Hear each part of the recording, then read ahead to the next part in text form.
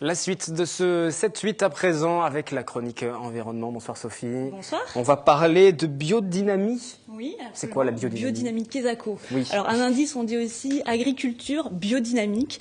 Ça vous aide pas beaucoup. Ça vous aide pas beaucoup. Je vais vous aider encore un petit peu plus.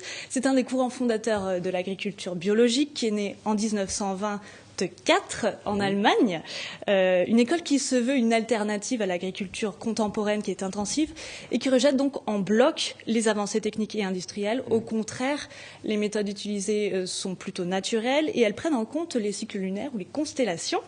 On en verra un exemple sur le plateau des préparations naturelles qui sont utilisées. Mais avant toute chose, on a posé la question aux Saint-Quentinois. Voilà. Pour savoir si eux-mêmes sont mieux renseignés que moi. Savaient mieux ce que c'était la biodynamie en images. Non, l'agriculture bio à la rigueur, mais biodynamique, non, ça ne me dit rien. Il y a le préfixe bio, donc j'imagine que c'est biologique et dynamique. Je vois pas ce que ça peut apporter derrière. Non. Quelque chose des produits bio, mais dynamique, je ne sais pas. C'est un rapport avec la biologie. Dynamique, c'est peut-être pour que ce soit plus développé que ce ne l'est actuellement. Biodynamique, c'est le mouvement dans le bio. Non, je connais l'agriculture biologique, mais pas biodynamique. Donc la différence, le dynamisme, ça veut dire que c'est plus, ça bouge plus. Enfin, dynamique, c'est une idée de mouvement, donc je me pose la question.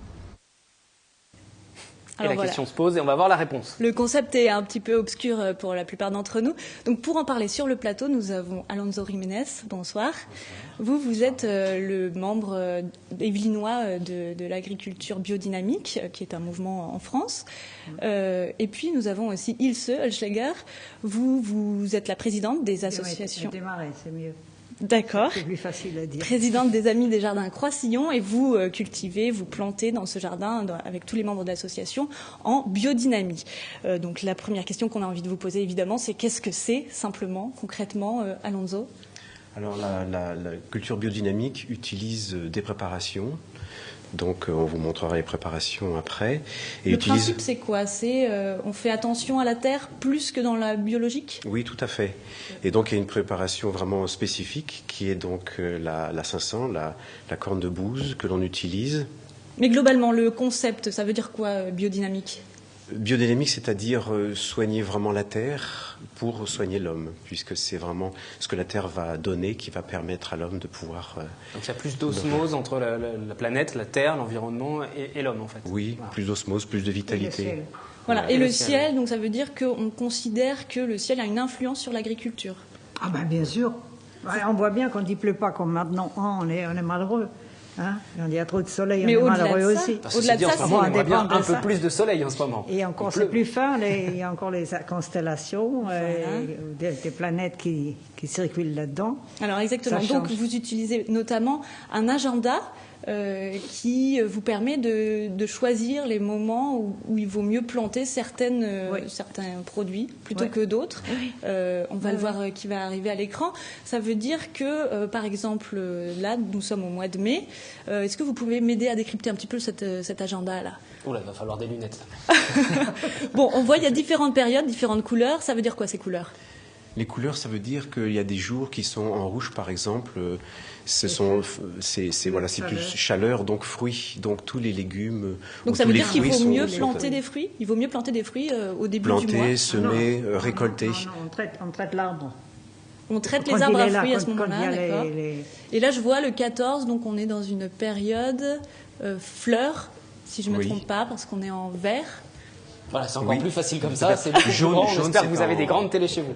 Alors... Bon, alors concrètement, tout ça, quel impact ça peut avoir sur les fruits et les légumes? Est-ce que ils sont plus gros, plus vitaminés? Qu'est-ce qu'ils ont? Plus de goût et plus ferme. Ouais. Plus de qualité. Au niveau de la pousse aussi, si on respecte ça, par exemple, une fleur qu'on va récolter un jour fleur, elle va garder ses propriétés plus longtemps. Ouais. Donc si on veut faire des tisanes, par exemple, avec, on va avoir une plante qui va avoir plus ses propriétés, qui va mieux garder ses propriétés. Alors, pour les légumes, c'est pareil. Hein. Il faut savoir à quel moment on les cueille. Parce qu'on peut toujours les manger, mais de respecter leur cycle aussi quelque part. Ça a quelque chose d'un petit peu magique, peut-être d'irrationnel au premier abord. Oui. C'est de la magie, c'est quoi de la biodynamie? Non, c'est des préparations. Mais c'est la magie, c'est magique quand même. Pour le calendrier, on utilise des données astronomiques. Ce sont les places des constellations et des planètes qui vont aussi, même si ça nous paraît extrêmement loin, elles vont avoir une répercussion, une influence sur les plantes. Oui, vraiment, on peut dire il y a des périodes qui ont une influence sur la Terre. Exactement. Toutes les périodes ont leur influence. Est-ce qu'on peut selon comment le ciel se présente. Par exemple, là, on est globalement dans une période qui est plus propice à quoi? Alors, pour aujourd'hui, pour tout ce qui est fleurs. Donc, pour travailler cette période-là, il y a aussi des périodes défavorables où il y a des occultations, où il y a des phénomènes dans le ciel qui perturbent la terre.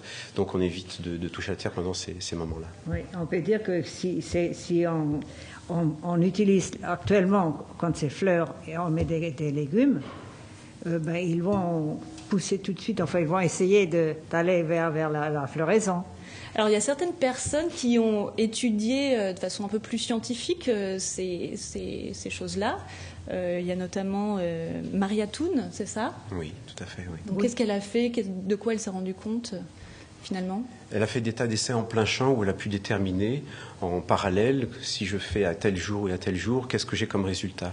Et donc elle a pu, avec ce protocole-là, déterminer effectivement tout ce calendrier qui permet de voir que telle planète a telle influence. Et elle a vraiment systématisé C'est pas facile pour un agriculteur de respecter véritablement toutes ces données, mais s'il le fait au mieux, les résultats vraiment s'en font sentir. Pour la production et surtout pour la qualité de ce qu'il va produire. Et puis il n'y a pas que ça, il y a aussi donc des préparations un peu particulières. Là, vous nous avez apporté sur le plateau des ingrédients qu'on va peut-être pouvoir utiliser. Ouais. Vous pouvez me décrire ce que vous avez amené? Alors dans la préparation, il y a 2 préparations de base. Il y a la 500, donc c'est la bouse de corne. La bouse de corne, qu'est-ce que c'est? Alors c'est de la bouse de vache. La bouse qui a séjourné là-dedans. Que l'on a mis dans une corne de vache. Tout l'hiver, on met la bouse de vache dans cette corne. Et on l'enterre. On l'enterre, on s'en occupe pas. Au printemps, on la ressort et on a la préparation. Alors, cette préparation, qu'est-ce qu'on en fait? Alors, cette préparation, il faut que je vous montre, cette préparation, cette bouse de vache s'est transformée en terre qui n'a pas d'odeur. Donc, elle a vraiment été transformée sous la terre et avec les formes bien précises de la corne qui ont concentré les forces. Elle s'est transformée en cette espèce de terre. Oui. Donc cette terre-là, on va la mettre dans un récipient comme celui-là, dans une grande jarre à peu près avec... Elle doit être plus en hauteur parce qu'on a du mal à voilà. Pour les besoins du plateau, on n'a pas pris une jarre entière. Et on va la dynamiser selon le principe qu'il se va vous montrer. Oui. Alors comment on dynamise? Il y a une façon il faut que je commence tout doucement parce que sinon ça éclabousse tout de suite. Tout à fait, tout à fait. Dans cette façon, on va créer un vortex en tournant. Un tourbillon. Tourbillon. Oui, il faut aller au-dessus pour le voir. Donc là, il n'y a pas beaucoup de place. Donc effectivement, on tourne. Et après, on va tout de suite de retour. On fait la... Ensuite, on casse le vortex et on tourne dans l'autre sens. Et donc, c'est cette on alterne vraiment l'essence. Pendant une heure. Pendant une heure, vous continuez ce mouvement? Voilà, exactement. Donc il faut se relayer, c'est ça qui... Il faut se relayer, oui, rassurez-vous. On peut se relayer, mais voilà, exactement. Et à quoi ça sert alors, ça? Ça dynamise et ça potentialise la préparation. Donc dynamiser, ça veut dire que sur la plante... C'est-à-dire que l'eau a vraiment pris toutes les qualités de cette terre transformée déjà, ce qui fait qu'avec très peu de quantité, pour la 500, elle va favoriser le système racinaire, qui va faire que la plante qui va se développer va être plus forte, plus résistante aux maladies. Donc ça va en même temps nourrir le sol, nourrir la plante, ce qui fait que on n'a pas besoin... Arrêtez-vous, on ne va pas vous obliger à tourner le vortex pendant une heure. Aller comme ça, mais...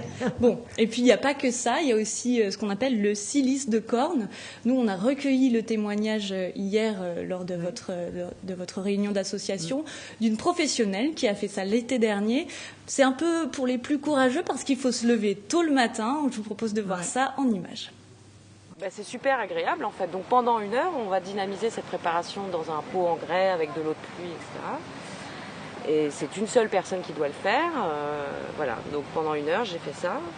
Et c'est extrêmement agréable. C'est pas du tout contraignant, ça passe à une vitesse. Parce que c'est vrai que j'avais quand même des a priori. Hein. Je me suis dit, mais je vais avoir mal au bras. En plus, je fume, donc je me suis préparé des cigarettes en me disant, ça va être l'enfer. Et en fait, pas du tout. Parce que on pense à plein de choses. On regarde l'eau qui tourne, on écoute les oiseaux, on voit le soleil qui se lève. Enfin, tout d'un coup, on est pris dans quelque chose. Justement, qu'on ne prend pas le temps de voir si on ne fait pas ça. Si on ne fait pas ça, on ne le voit pas. On dort, on prend son café, on regarde l'ordi, on regarde ses mails. Ce que je fais comme tout le monde. Enfin, je veux dire, je suis pas particulièrement zen, bouddhiste, tout ça, quoi. Alors, vous êtes donc aussi la traductrice du livre qui fait référence de Rudolf Steiner, qui est donc l'inventeur de la biodynamie. Comment ? La troisième qui fait la... Vous êtes la troisième traductrice. Et maintenant, les gens ne veulent plus que ça depuis qu'ils l'ont vu. D'accord. Ça, c'est vraiment tous les préceptes... C'est votre traduction la meilleure. Oui, parce que ceux qui ont fait avant, c'était des gens très instruits, mais ils savaient pas. Ils ne connaissaient pas la biodynamie. Ils n'avaient pas de rapport avec la Terre, quoi. Alors, Rudolf Steiner, c'est aussi lui qui a inventé le principe de la pédagogie Steiner. Oui, mais là, c'est vraiment un cours pour les agriculteurs pour dire c'est faisable quand on est un professionnel. À grande échelle, on peut faire de la biodynamie. C'est ça ? Oui, bien sûr, bien sûr. Ils étaient tous à grande échelle, ceux qui sont venus. Oui. Et ils se sont adressés à lui parce qu'ils ne voyaient plus comment faire. Oui. Par rapport à la nouvelle mode de faire l'agriculture avec des produits chimiques.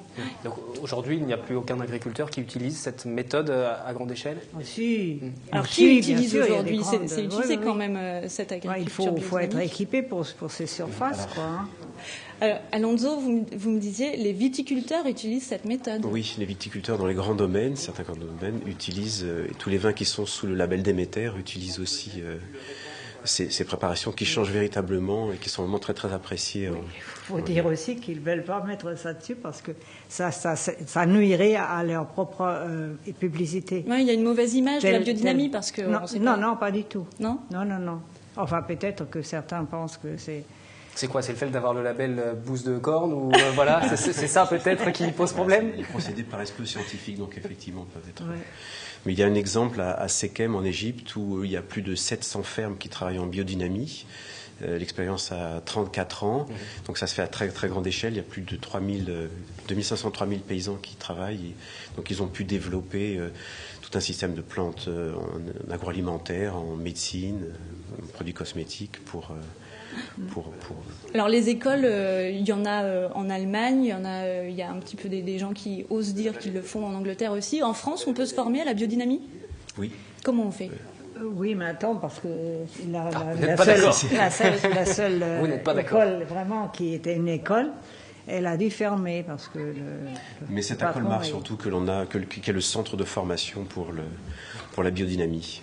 La solution, c'est de venir vous voir. Voilà.